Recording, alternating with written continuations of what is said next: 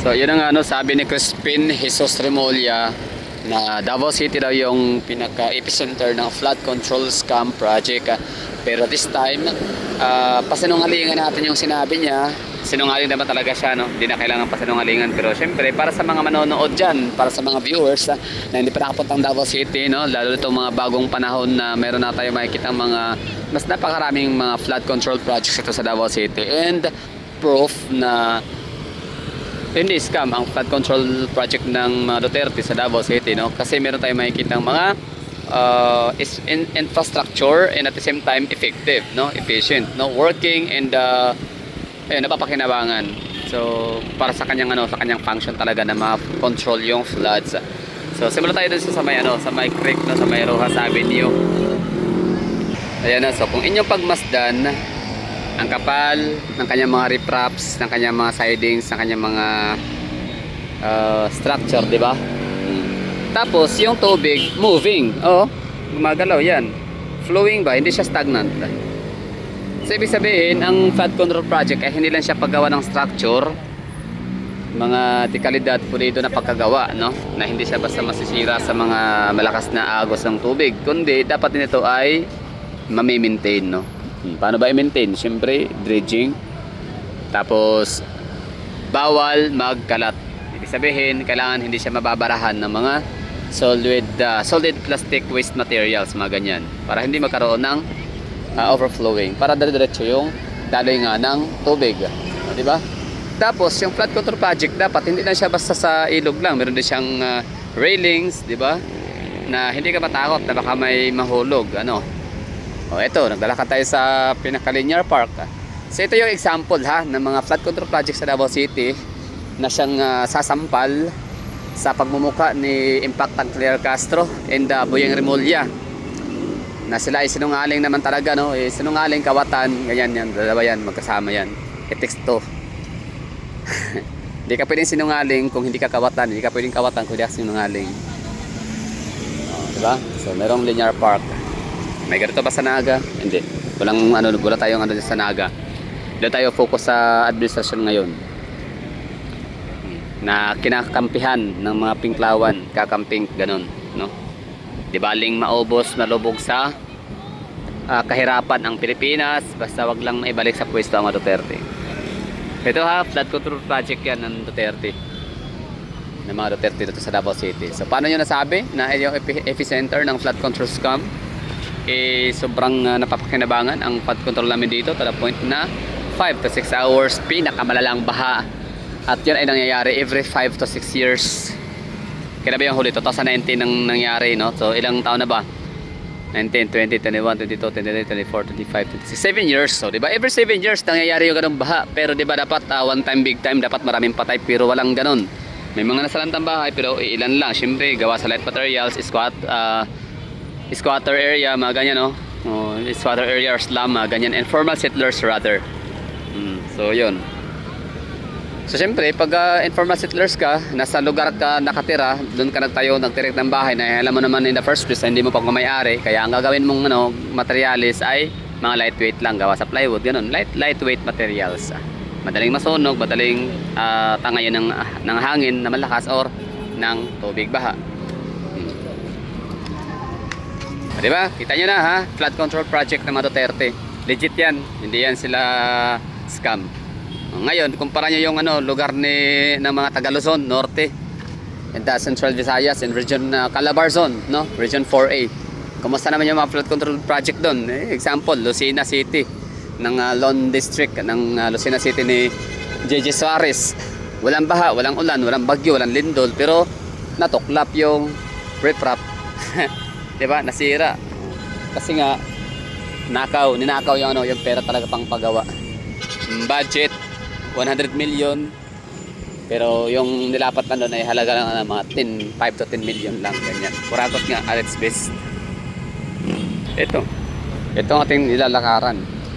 Ito ay napakalaking open canal to nung araw. Ito ginawa na siyang daanan.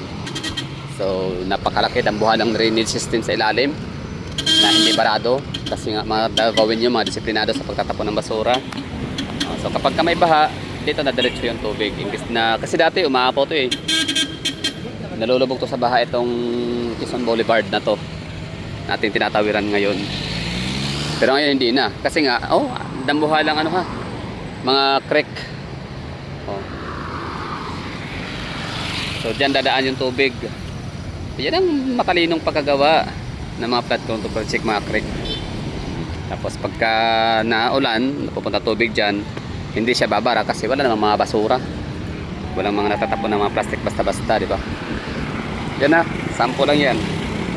Kumusta yung mga binabaha ngayon? Pampanga, mayaman na probinsya. Kanyari.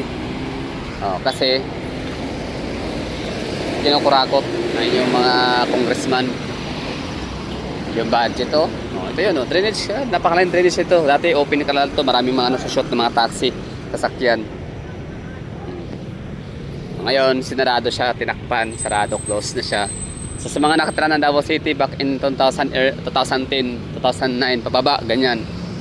So marahil hindi ito yung nakikita yung hindi ito yung Rojas Avenue, hindi ito yung boulevard na nakikita nyo dati. Ngayon ito na siya, ganda na. Salamat sa flood control project ni Duterte. Bongbong Duterte Digong, tsaka ni Kong Pulong, di ba? Ito, build project. Di ba? Ganyan ang tamang pagkagawa ng proyekto. Diyos ko, ito mga kakamping. Nung malaman nilang adik at kawatan itong si Marcos, ito. Nagsilip, binawi, sinuka. Yung sinuka kinain, no? So from no hero to performers, gano'n, no? Di ba? No hero daw si Marcos. Pero pinorit ni Leni Robredo, dabi daw nagawang proyekto ni Bongbong Marcos. Sabi ng mga bangag, ng mga kakamping, kaya na daw si Marcos ay never again. Never again daw talaga dapat na makabalik sa posisyon ang mga Marcoses. Pero ang nangyari ngayon, sabi na why not, di ba? So anong pinakaiba ng kakamping and DDS? Ang DDS nung malaman na adik si Bongbong Marcos at kawatan, so yun, tumiwalag ang mga adik, kinalaban ang mga Marcos. Anong malamang adik at kawatan si Bongbong Marcos, tumiwalag ang mga DDS, kagalaban ang mga Marcoses, ganun, no? Binash, di baling pagtripan sa budget ng Davao. Sa mga kakampik naman, ang malamang adik at kawatan si Marcos, ayan, kinampihan. Di ba? Ganun lang. So ito yun ang natin dito, sampal na katotohanan sa kanilang kasinungalingan na epicenter na ng flood control scam ang Davao City.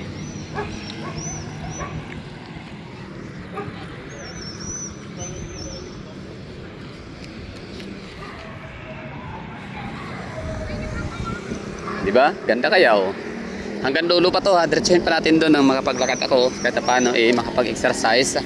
And at the same time ay mas makita nyo pa ng mas bandat maayos yung video natin na mas mataas, mas mahaba, long form video. So yan lang ha, ang flood control project sa flood control scam epicenter daw ay sa Davao City.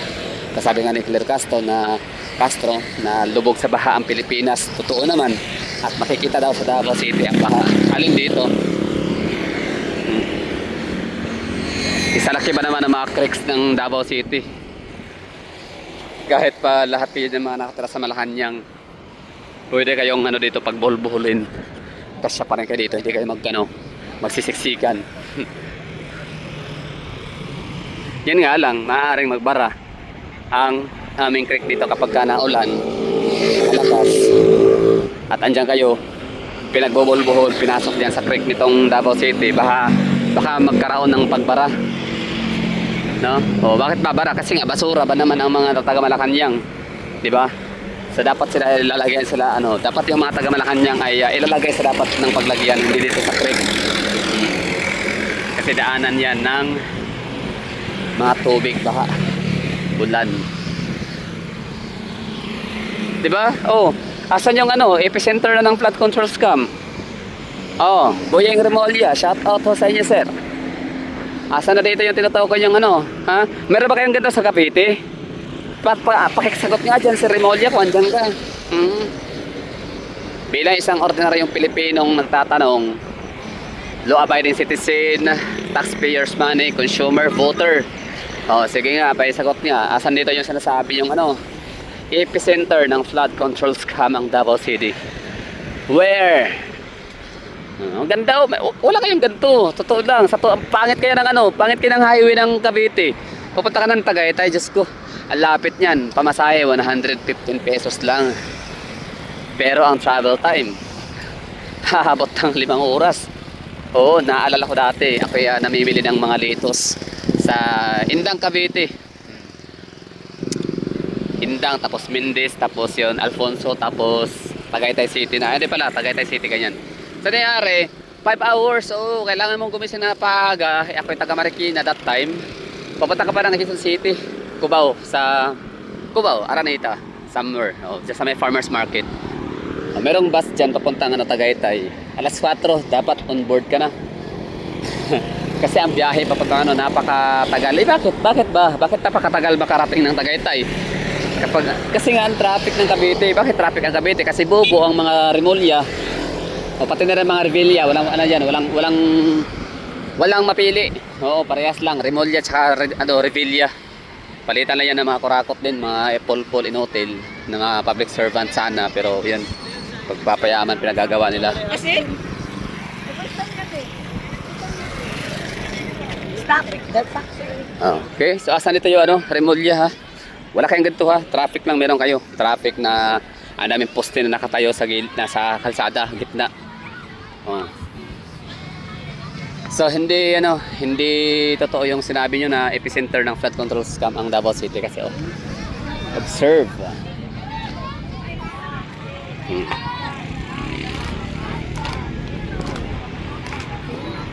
Hindi lang siya flood control project purpose, kundi siya rin ay for recreational purposes na rin.